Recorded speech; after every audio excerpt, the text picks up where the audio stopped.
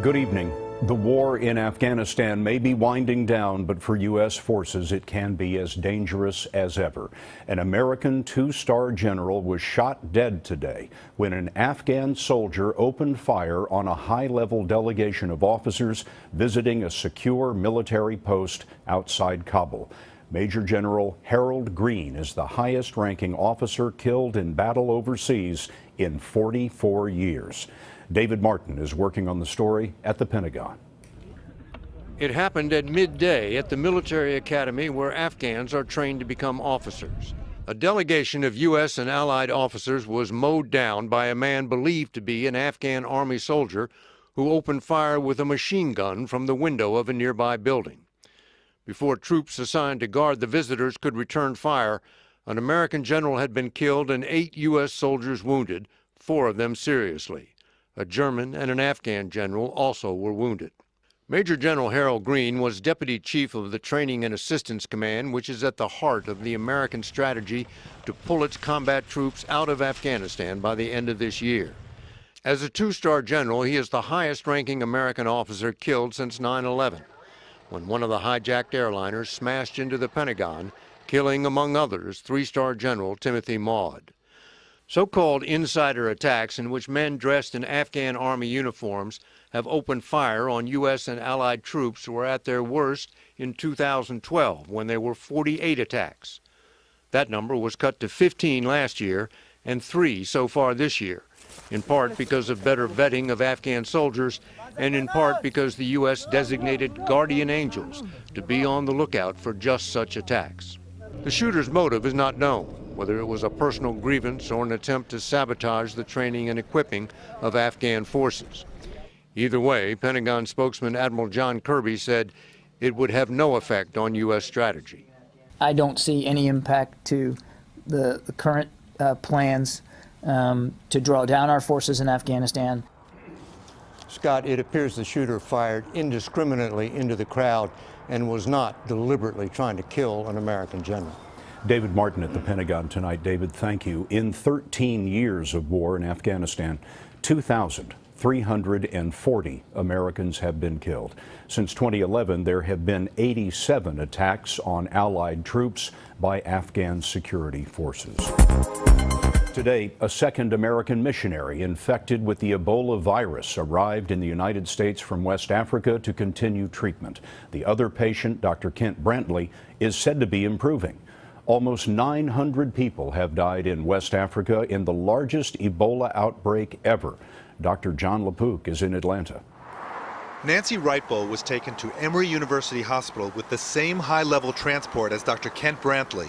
Unlike Brantley, who was able to walk into the facility, she was wheeled in on a gurney. Nancy has arrived safely. Bruce Johnson, the president of the SIM charity group that Writebol works with, also read a statement from her husband David on her improving condition. A week ago, he said, we were thinking about a possible funeral arrangements. Yet we kept our faith. Now we have a real reason to be hopeful. Each of us will take a copy and do with our section. The CDC Emergency Operations Center is fielding calls from state health officials about identifying possible cases of Ebola. Now, one of the key important questions is, have you traveled recently? Dr. Hani Atala, Chief of Emergency Medicine at Grady Memorial Hospital, took us through the protocol for evaluating a patient with suspected Ebola. Let's say I say I've been to Africa. So the first thing that she'll do is she'll put a mask on you, and then she will take you immediately to one of our isolation rooms. At Grady, the isolation rooms are in the blue zone. We would just basically bring the patient right in here, make sure the door is closed, and make sure that everyone is aware that this is an isolation room and that you are an isolation patient. So once you are suspicious that I might have Ebola or some other infectious disease like that, nobody is ever touching me without having any personal protective equipment, correct. It becomes a system-wide response to make sure that we keep ourselves safe and then take the very best care of the patients.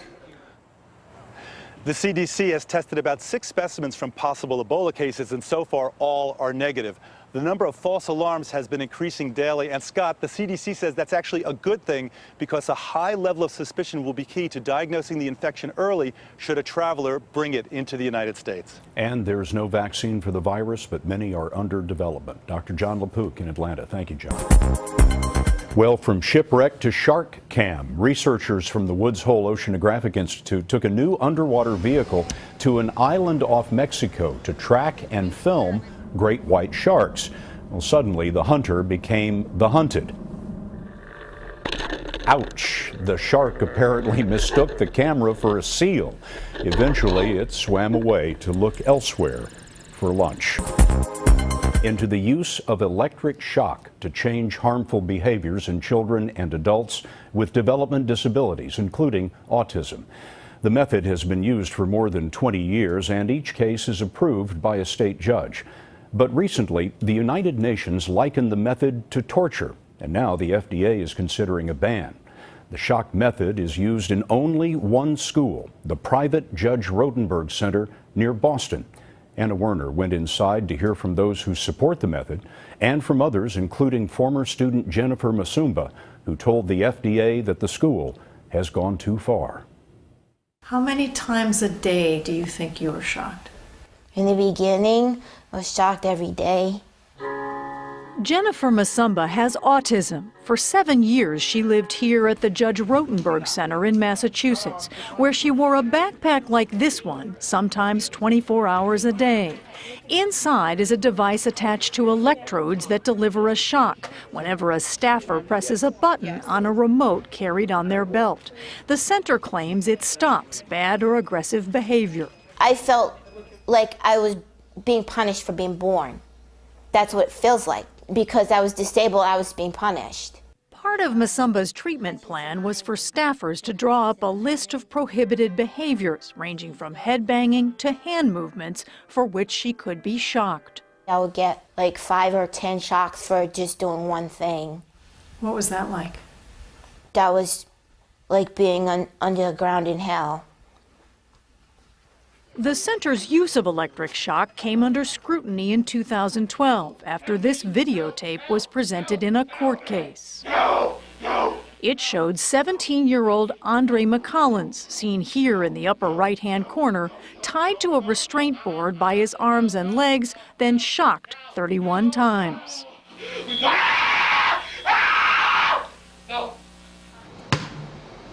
Andre's now 29. His mother, Cheryl McCollins, settled a lawsuit against the center, but says her son has suffered permanent damage, and she wants shock treatment outlawed. It doesn't work. Shock them out of autism, what is that going to do? Inflicting pain, it's like you're making the injury worse. The center says it no longer uses the restraint board in combination with shocks, but they insist a program of electric shocks they compare to a bee sting, works better than medication to stop people with severe disabilities from injuring themselves or others. They point to residents such as 20-year-old Joshua Wood, who has severe autism. His parents are Sharon and Roger Wood. He would just go into severe rages that he could not control. He would grab his head and cry, and so my daughter, ourselves, we would lock ourselves in the bedroom and just hope that Josh wouldn't hurt himself. So when they talk about parents being desperate, I mean, you evidently know exactly what that feels like. You have to understand the entire journey. From day one, as a parent, you do everything imaginable, unimaginable, whatever. I mean, sometimes you grasp at straws. Has he told you what it's like? He's nonverbal. Have a hug? Give me a hug. Give me a high five there, buddy. All right. Joshua's parents say he's now able to participate in activities like this lunch set up by the school. I was just so thrilled to see the difference in him and to be able to see him smile, that I was just like, this is a godsend. As he ate, a staffer with a remote control for the shock device stood nearby. Have you seen him get shocked? No. Neither of you? No, we've seen him like right after, and he's been totally fine, like when we've come to visit the school or come to pick him up. Jennifer Masumba says parents don't see everything that happens at the center. She says shocks were often given at random, and she says her own mother did not know she went through experiences similar to that seen on the video of Andre McCollins before she left in 2009. That hurt. Can you describe it for me? It's so scary. I would ask God to make my heart stop because I didn't want to live when that was happening to me. I just wanted to die and make it stop. Do you think that the students fear the shock? No, I don't. Glenda Crooks is the center's director. When you put that device on them, they're not hurting themselves anymore. They're not hurting other people anymore, and their affect just changes. Like, no, I don't think they're afraid of it. But it is painful to them. It is painful. It is painful. And you think they don't fear that? I don't. You need to experience the day-to-day goings-on, and it happens so few and far between. It's very rare that someone gets an application. They know what they get the application for, so it's not a fearful thing. It's easy to control people when you hurt them. That's easy. That's all they've ever done. Masumba now lives at a group home in Florida, where her therapy includes playing the piano and positive feedback reinforcement. Anna, what's become of Jennifer Masumba's case? Well, Scott, Jennifer Masumba is now suing the Judge Rotenberg Center. We asked center officials about her case. They told us that she did well there and, in fact, sent positive emails to the center after leaving in 2009. But Jennifer Masumba says it took her 2 years to process her experience there and recover from what she calls abuse. It is becoming the crime of the 21st century. Computer hacking. Today, we learned that a Russian crime ring has stolen the largest known collection of username and password combinations ever. Jeff Pegues is in Washington with the rest of the story. Jeff?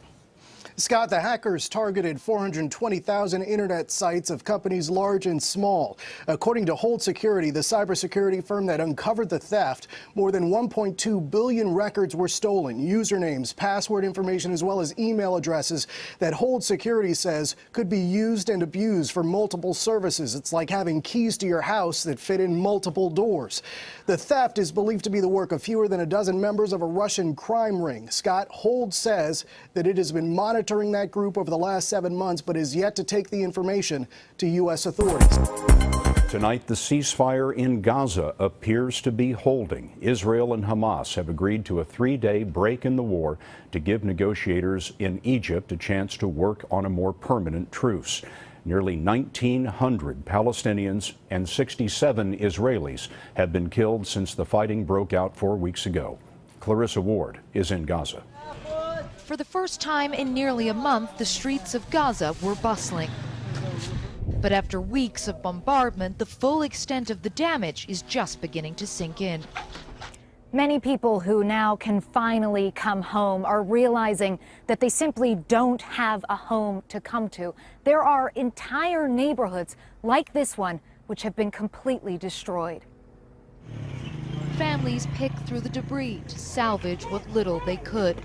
In Shujaya, one of the hardest hit areas, we met Samir Halal, who showed us what was left of his house. My children, small children, they cried, "Where my room, Daddy? You want to live with peace? Not like this. Peace not like this." The Israelis say that there were many Hamas rocket launchers near here. Not here. We don't have Hamas here. All the building here is civilian people. But a map released by the Israeli military of the area claimed to show multiple tunnels built by Hamas leading into Israel. And at the mosque next door, we spied what appeared to be archways for building tunnels. We were not allowed to enter. Israel is claiming victory in its operation, saying it destroyed around 32 of the tunnels, while Hamas has called it a 100% failure. Both sides will continue to fight the propaganda war, but that rhetoric holds little interest for most people here. They're simply grateful for the calm. People here feel that this ceasefire is more likely to last than previous ones because Israeli forces have now pulled out of the Gaza Strip. But of course, Scott, the next couple of days will be crucial. Clarissa Ward in Gaza again for us tonight. Thank you, Clarissa. How many times a day do you think you were shocked? In the beginning, I was shocked every day, and then it got less and less. But then there would be times where I would have like a bad day, I'll get it a lot, or when they started putting me on the board and shocking me, I would get like 5 or 10 shocks for just doing one thing. What was that like? That was like being underground in hell.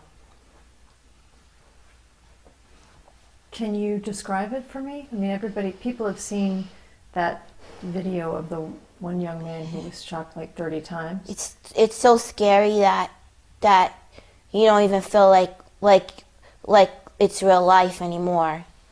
Just feel like you're floating. I just would make myself try to float because it's so scary. I would ask God to make my heart stop because I didn't want to live when that was happening to me. I just wanted to die and make it stop. So you would ask God to make your heart stop? Just to end it? Because my heart was beating so fast and I was sweating. My heart was beating. I thought maybe my heart will stop and they won't be able to hurt me anymore. One day they came to me and said that from now on, if you do certain things, instead of getting shocked once, you're going to go on the 4-point board and you're going to get shocked 5 times over 10 minutes. Why? They didn't really explain why. They just said, that's your new program.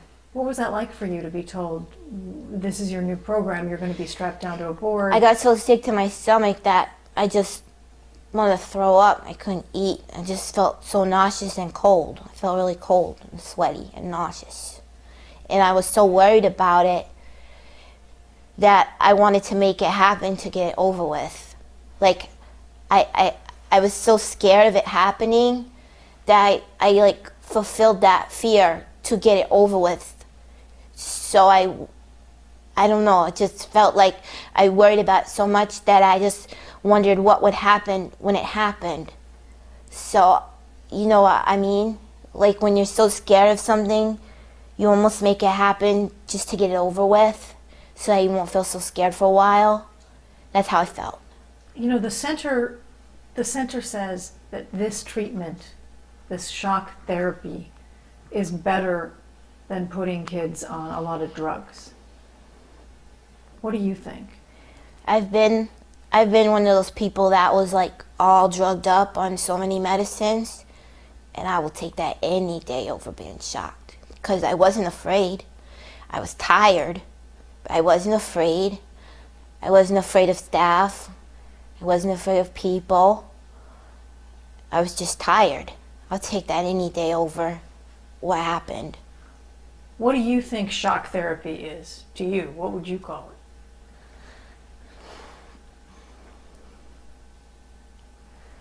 I would call it, I would call it beating someone up. It's just mean. It's hurting. It's abuse. It's abuse of power. Some people call it torture. Yeah. What do you think? It's torture. The 72-hour truce between the Palestinian resistance movement Hamas and Israel has taken effect, with Israel announcing a total retreat from the conflict zones. An Israeli delegation is now heading for Cairo for ceasefire talks with the Palestinian side. Tel Aviv says it has already fully withdrawn all ground forces from the Gaza Strip. Israeli Prime Minister Benjamin Netanyahu has hailed the destruction of Gaza tunnels and the onslaught, but says there is no guarantee of 100% success. Meanwhile, a former military advisor, Yoav Eilant, says the month-long Israeli military action ended in a draw as the Israeli army failed to force Hamas to its knees. The Israeli Security Cabinet will convene later in the day to discuss the war Israel waged against Gaza.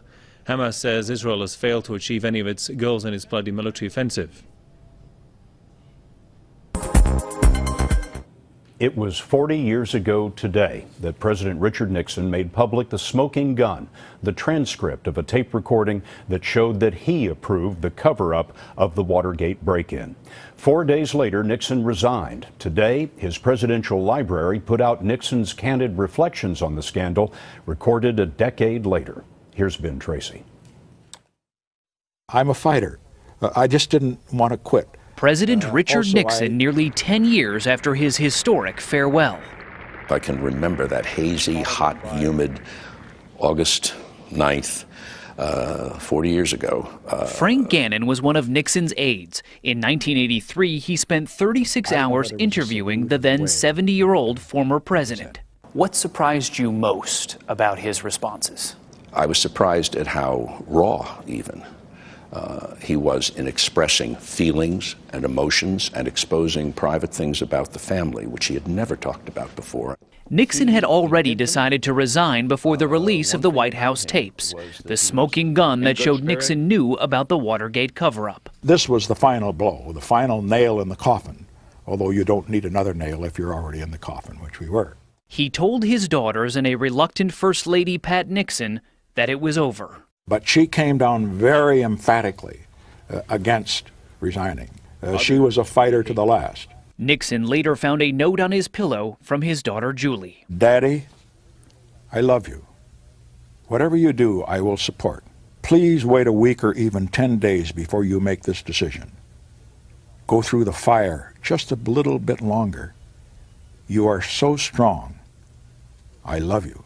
On August 9th, Richard Nixon signed a one-line letter of resignation and said goodbye. As the helicopter began to rise, I heard Mrs. Nixon, who was sitting in the seat next to us, speaking to no one in particular, but to everyone.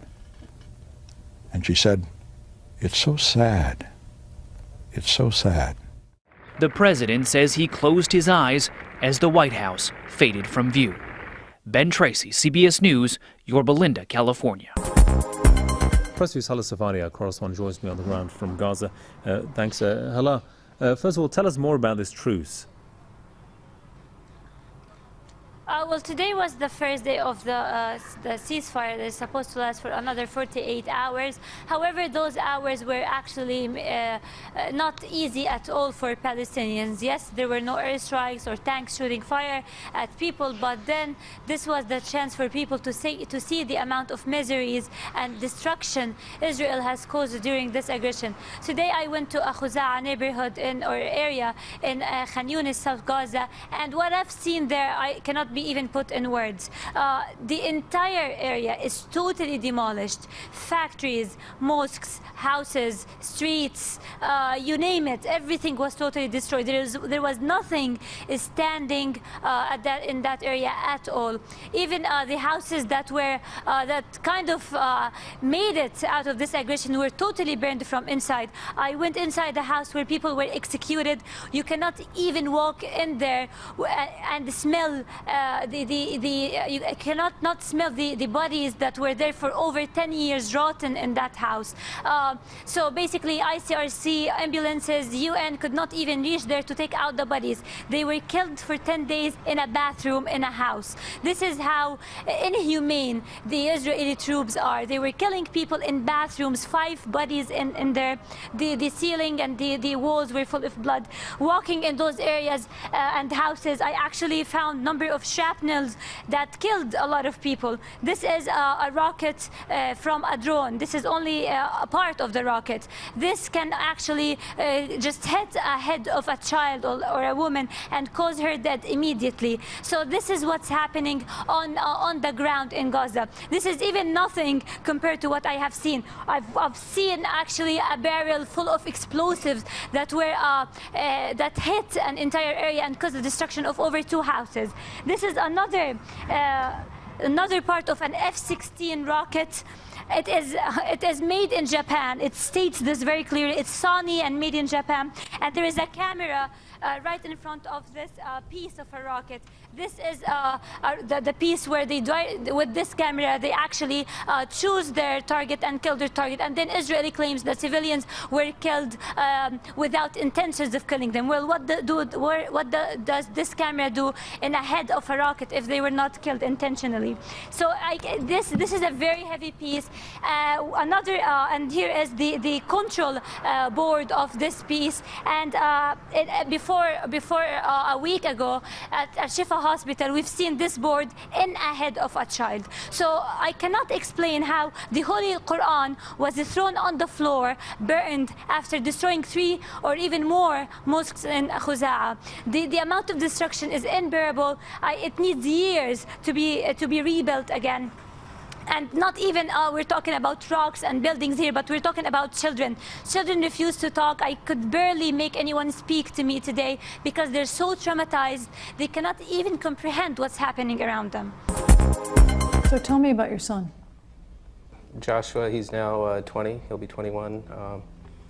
We learned of his autism at age 2, and basically from that date, we've pursued every avenue available to help him, to benefit him, to help him to be able to function normally. When he was younger, his behaviors were manageable, and as he got older, they began to escalate and resulted in different placements where he could be helped. But the main thing about Josh is that he's a very loving and warm individual, but he has the behaviors that he can't control.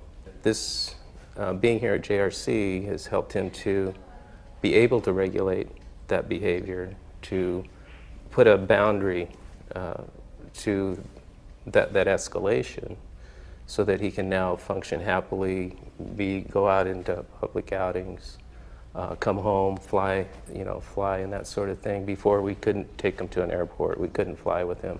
I'm able to go home now, fly back and forth between school and home, or to the beach and that sort of thing.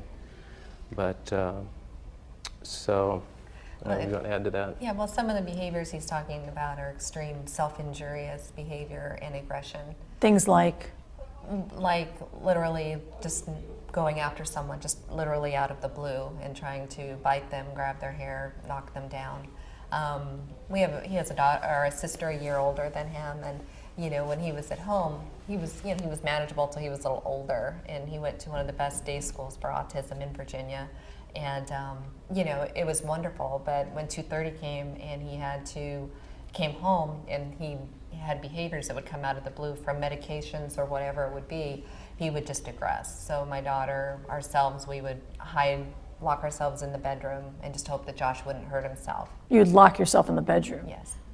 Because you thought he was going to hurt you or your daughter? Yes. I mean, he would just go into severe rages that he could not control. He would grab his head and cry, and he would not want to do it, but he couldn't control it. And so we would just pray that he wouldn't run out into the street or break the door down. And it got to the point when he was transported to and from school that he would aggress in the car.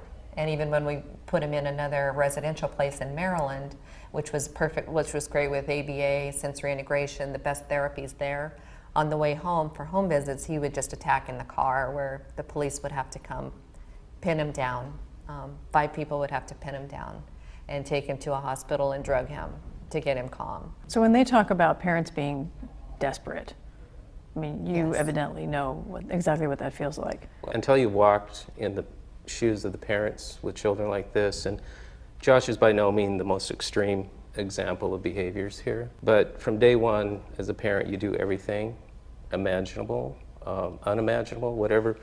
I mean, sometimes you grasp at straws, because from the day you find out about autism, where do you turn? There's not a go-to book, a how-to book. There's not a school that you can just go to. JRC was the only place that said, we will take him and we will embrace him and we will take him off of those drugs that are, affecting him physically and mentally and emotionally and making him obese and not even being effective. They went through the whole detox process with him, and they were saints. But of course, he was restrained most of the time. But we were, fortunately, when the court process went through, which is quite extensive with JRC, you can't just get on the GED. He was, when they authorized it finally for him through the courts in Massachusetts, the change in him was almost instantaneous. And he has never worn a helmet since in his car for transportation. He has not been restrained one time since. You see him here, he looks like one of the healthiest kids you would ever see. And he's smiling physically. They take blood, they check him, take care of his dental. That was never possible before. So he's like the healthiest kid you would see. But every now and then when he gets these impulses that he can't control, which aren't very often, he either has a GED on him to remind him, I can't do that, or he'll get the 2-second bee sting, which interrupts the process in his brain and stops the behavior. Right, so from your judgment, from knowing your son for 20 years, when you look at him, you know that he has had the shock, but you look at him and you say, he's okay. He's a new kid. His eyes are clear. He's smiling. We don't often get to show you a rescue at sea from the point of view of those being rescued. So have a look at what happened Sunday off of Hawaii. 4 adults and 4 teenagers were adrift in choppy seas. After their 21-foot boat sank, they tied 3 kayaks together, and one teen captured it all with a GoPro camera.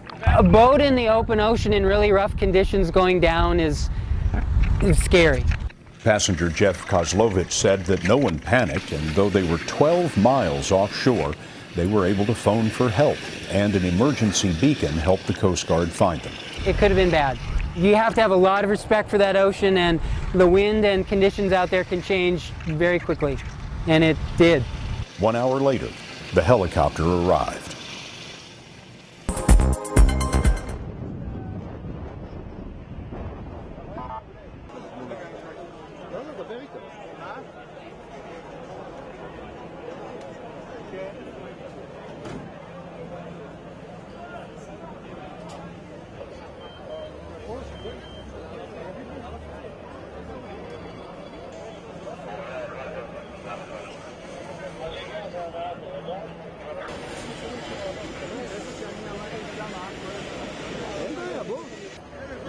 אנחנו זרות, לקחנו ממיקי רוזנפלד. לא מעניין אותי, זרות עושים מה אני אומר. לכולם אני הולך.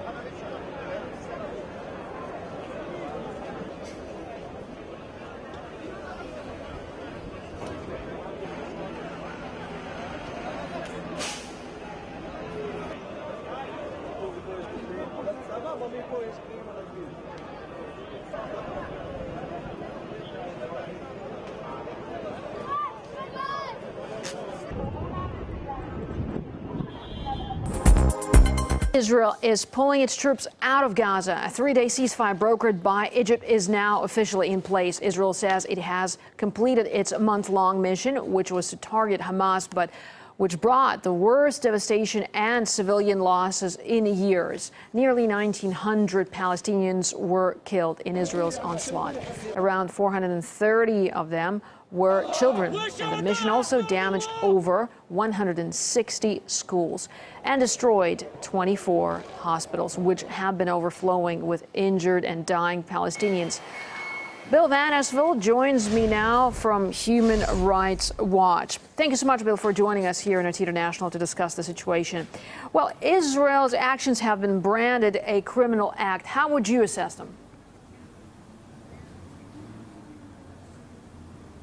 Well, we have been able to investigate in detail a number of cases, and in those cases we have grave concerns that war crimes were committed. These cases involve disproportionate attacks that killed very large numbers of civilians, apparently in an effort to go after individual members of armed groups. But, you know, were unjustifiable given the civilian death toll that should have been expected and predictable to the people launching the attack.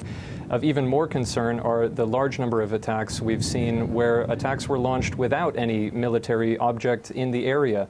Large numbers of civilians getting killed by very precise advanced weapons and despite the fact that there were no rockets being launched from their areas, that there were no members of Palestinian armed groups in those areas, and this has contributed to that incredible, terrible death toll. And even that is setting aside the massive amount of infrastructure damage and the destruction of almost 1,000 homes in Gaza. Well, what about this current ceasefire? Do you think it'll go the distance?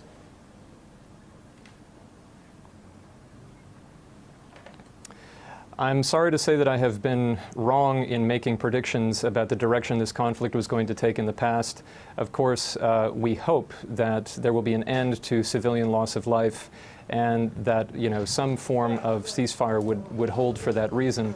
But what's most important from our perspective is that there be accountability for the crimes that have been committed here. Ceasefire or no ceasefire, I mean, we've seen ceasefires in the past be held up as justifications when Western countries or the Israeli military claims that Hamas violated the ceasefire in the past. That has been held up as a justification and a claim that any future civilian deaths would be the responsibility of Hamas for violating the ceasefire. And that is completely incorrect and quite dangerous. What has to happen is that the laws of war need to stop being violated, and that finally, for once in Gaza, there needs to be criminal accountability for war crimes. Well, assessing the recent operation called Protective Edge, and its aim was to eliminate Hamas tunnels, as Israel put it. But given that homes, hospitals, and schools and other civilian objects were destroyed, how would you assess this operation? I mean, was it a success? Was this mission successful? Did it achieve what it was aiming to achieve?